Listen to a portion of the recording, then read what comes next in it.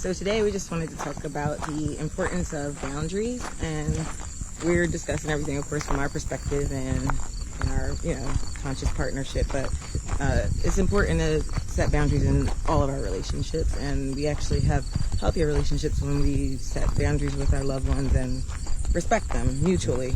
Communicate. And communicate. Well, yes, communicate. I mean, it can't just be inside your head. It's only for you now. Or assume. Don't assume. Yeah, don't assume. That's a big one. So, would you want to start out about? Yeah, some boundaries. Yeah. These are just things that we have found work for us, and sometimes things that don't work for us.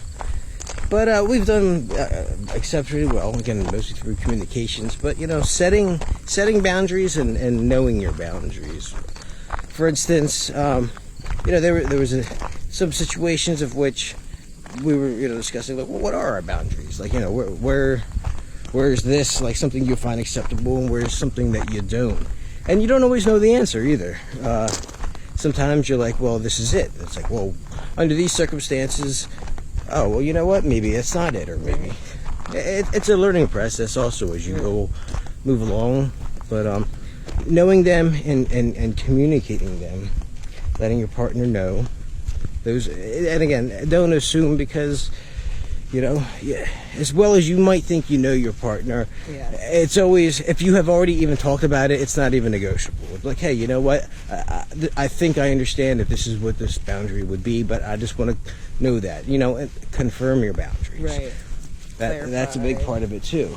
Through your relationship, though, your boundaries might evolve and change also as you get to know each other. More through as you get older and change through life. Your boundaries probably evolve, fluctuate, change terms. Nothing's permanent, and you have to continue to talk and communicate and have check-ins to also, hey, you know what? I realize that my boundaries changed on this. Right. This is what they are now, and sometimes you have to compromise. I hate to use the word negotiate either, but it's like, maybe you'd be like, I'm sorry, I don't find those boundaries acceptable for me. Right. Well, you know what, maybe, okay, then I can sing it's that important to you or something. There's a lot to go on with boundaries, right. But the communication and discussing them thoroughly is definitely the key, and having check-ins, regular check-ins, to acknowledge those changes. I was just gonna say, as an individual, realizing what boundaries are most important to you. There, like you said about compromise or negotiations, like, I'm all for that. There are some things that, I'm like, I'm a mutable order, so I'm very flexible in a lot of stuff. But then there are some things that I just like in our relationship. It was, this, but it was very important for me as a, ethically non-monogamous person to agreeing to monogamy with a monogamous person.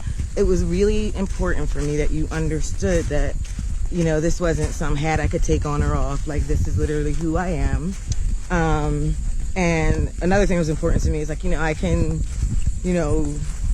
not have any intimate sexual relationships with anyone else, but I form my long-term connections on emotional depth. So I could never promise anyone that I could never have emotional feelings for another human being. I mean, I'm an empath, and I care. I love people. It's what I do. So that was really important for me.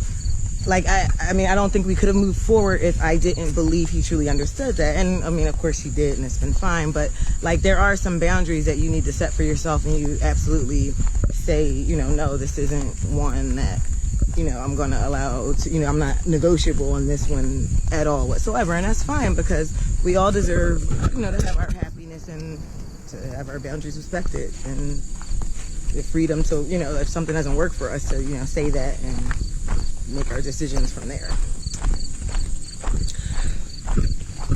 Also, with boundaries, you have to understand too is that sometimes boundaries are going to be crossed, and 99.9% of the time is going to be unintentional. And I mean not just per partner, just like across the board. Like, you know, people accidentally do things, and sometimes you're not aware of it. Sometimes you didn't even know you did it because it's just an unusual circumstance. Sometimes that's how you find out something is a boundary. You're like, oh, yeah, this happened, and you learn your boundaries through the way. And if someone's crossed it and you realize that was your boundary, but you hadn't communicated it yet, right, you got to be fair about exactly. it too, you know? They didn't know that yet, so and you can't be like, well, I just assumed you knew, because if you just go back, can't make assumptions. People have different ideas about everything. We come from different background places. We learn different ways, experiences. So they also have to be, you know, forgiving and understandable. And, you know, overall, and in the end, you got to communicate about it. That's the biggest thing. And if you're talking about your boundaries a lot, chances are that it's very rare you're going to cross them. So when you do, I mean, have compassion, and you know, if you know, try to be forgiving. Again, if it's not one of those, you know, red line boundaries for you. Yeah, and those chances are you probably know what they are. Exactly. So, I think that's it for anything now. more to add? No. No. All right. Well, thank you for joining us on our little walk here in the area that we absolutely love and which we live. So as you can see, it's just grateful. gorgeous. All right, love and light to everyone.